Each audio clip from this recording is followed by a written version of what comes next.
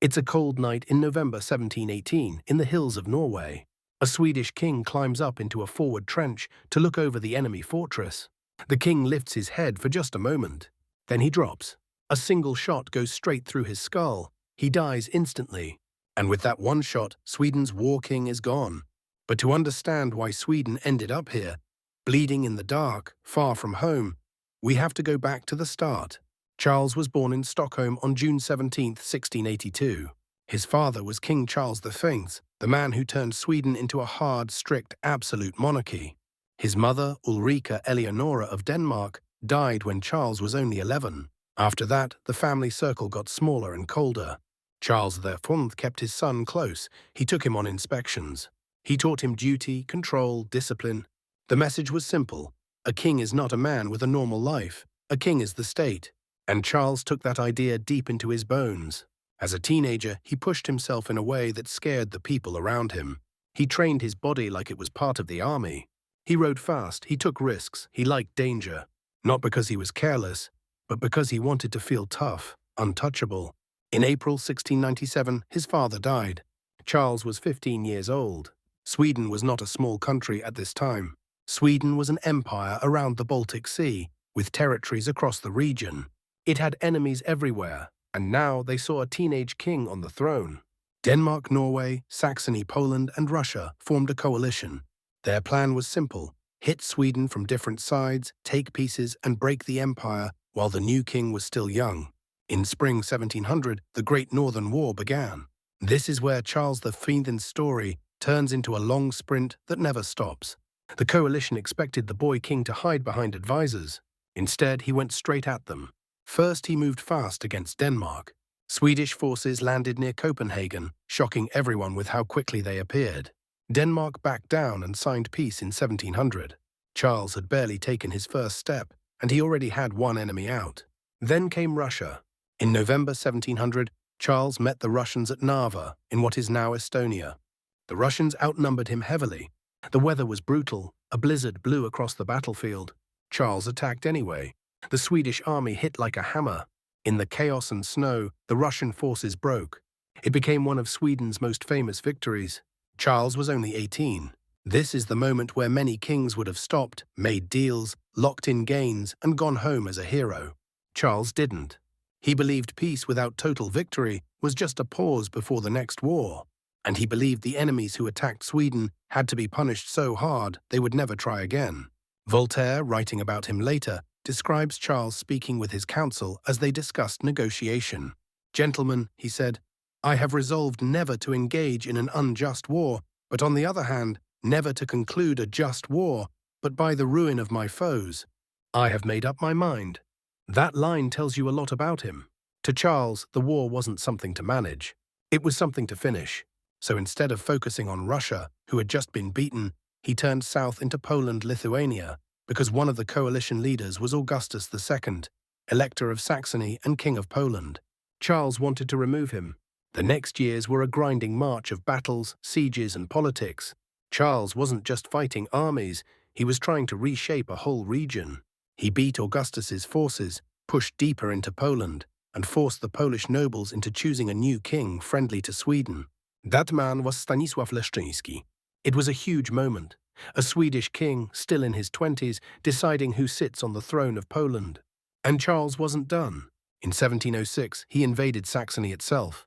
He forced Augustus II to accept peace and give up his claim to Poland. The Treaty of Altrandstedt locked it in.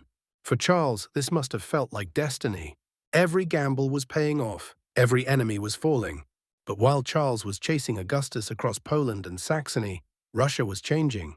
Tsar Peter the Great was not the same leader who got crushed at Narva. He rebuilt his army, he trained it, he modernized it. He founded a new city, St. Petersburg, on the Baltic, right where Sweden didn't want Russia to have a window to the west. And he kept taking Swedish territory piece by piece while Charles was busy elsewhere.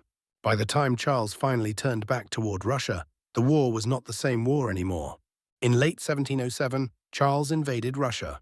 This is where the story changes from unstoppable conqueror to slow-motion disaster. Russia was huge. The distances were massive. Supply lines stretched thinner every week. And Peter's army avoided the big fight Charles wanted.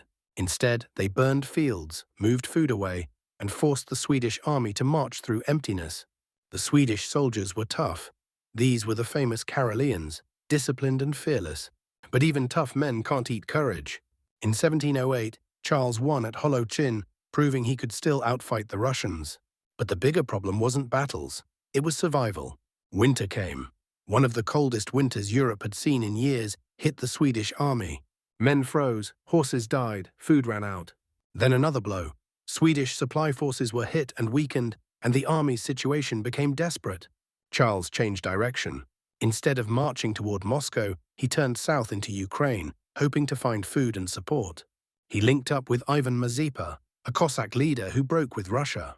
It was a desperate move, but Charles was still thinking like the old Charles. Find an opening, strike, force the final battle. In 1709, near the town of Poltava, the final battle came. But Charles was not at full strength. Right before the battle, he was shot in the foot. He was sick, in pain, and unable to lead the charge the way he normally did. The Swedish army attacked the Russian fortified camp, and it failed. At Poltava, Sweden's old advantage, discipline, speed, fearless assault, met a larger, modernized, prepared Russian army. The Swedes were shattered, thousands died, the rest fled. A few days later, most of what remained of the Swedish army surrendered at Perevalokna. The Swedish war machine, the thing that had made Sweden a great power, collapsed in a matter of days. Charles escaped, crossing into Ottoman territory. He reached the town of Bender under Turkish rule. He expected the Ottoman Empire to join him and attack Russia. But the Turks had their own reasons, their own timing, their own politics. They did not become the weapon Charles wanted. So the war king sat in exile. And this part is almost hard to believe. Even after losing his army, Charles still tried to run Sweden from far away. He sent orders, he planned, he argued with diplomats. He acted like a king who would return and restart the war like nothing happened. Years passed. Meanwhile, Sweden was being torn apart. Enemies that had once feared Sweden now moved in. Russia took Baltic lands. Other powers grabbed territory. Finland was invaded. Sweden's resources were being drained, and the king was still gone. In 1713, things in Bender turned violent. Ottoman forces moved against him, and there was a famous clash, often called the Kalabalik at Bender, where Charles fought and was eventually taken into Ottoman custody. Even then, he didn't suddenly become humble or cautious. He waited. And finally, in 1714, he left and raced back across Europe. The journey was legendary, fast, reckless, almost like he was trying to outrun the shame of Poltava. When Charles returned to Swedish territory, the country he came back to was not the empire he left behind. Sweden was exhausted. It had been at war for almost his entire reign. Farms had lost workers. Taxes were heavy. Recruitment pulled young men from villages again and again. Trade was damaged. Enemies were on multiple fronts. But Charles did not come home to end the war. He came home to restart it. He pushed new plans. He demanded more money, more men, more effort. His government tried to keep the state running under incredible strain. His minister, Georg Heinrich von Goetz, became a hated figure for the harsh financial measures and desperate policies needed to keep Sweden going. Charles's new strategy was simple. If Sweden couldn't beat Russia head-on anymore, it could force Denmark out by attacking Norway, Denmark's key partner and possession. If Denmark fell away, Sweden might regain room to breathe. So Charles invaded Norway. In 1716, he attacked and pushed into Norwegian territory, even threatening Oslo. But Norway was hard to take. The land was tough, the supply lines were hard, and Swedish forces were not the unstoppable machine they used to be. He withdrew, but he didn't give up. In 1718, Charles invaded Norway again, this time focusing on the fortress of Fredriksten. If he could take it, he could open the way for deeper strikes and force Denmark into a deal. This is where we return to that night in the trench. Charles was the kind of king who lived close to the front. He didn't lead from a safe palace. He walked among trenches. He inspected positions. He pushed men harder by showing he was willing to risk the same danger. At Fredriksten, the siege was deadly. Soldiers had already been killed building trenches close to the fortress. The enemy could fire down into the lines. Charles went forward anyway, and he was killed by a shot through the head on November 30th, 1718. To this day, people argue about where the shot came from, enemy fire or murder. The truth is still debated. Modern studies lean toward the idea that he was killed by enemy fire, likely grape shot from the fortress, but absolute certainty is impossible. What is certain is what happened next. The moment Charles died, Sweden's endless war engine finally ran out of fuel. The attack on Norway stopped. The country turned inward. Power shifted. Sweden began moving away from the absolute monarchy Charles had inherited. And the war didn't end the day he died, but Sweden's era as a top Baltic empire was already over. The Great Northern War would end a few years later, in 1721, with Sweden giving up key Baltic provinces and territories to Russia. Russia rose as a major European power. Sweden stepped down from the role it had held for decades. Charles XIII's life is a story of speed and stubbornness. A teenage king who refused to be controlled. A commander who won impossible victories. A ruler who believed peace was weakness. A man who kept pushing forward long after the ground under him had changed. And in the end, Sweden didn't just lose a king in a trench in Norway. It lost the last chance to stop the slow collapse that his endless war had set in motion.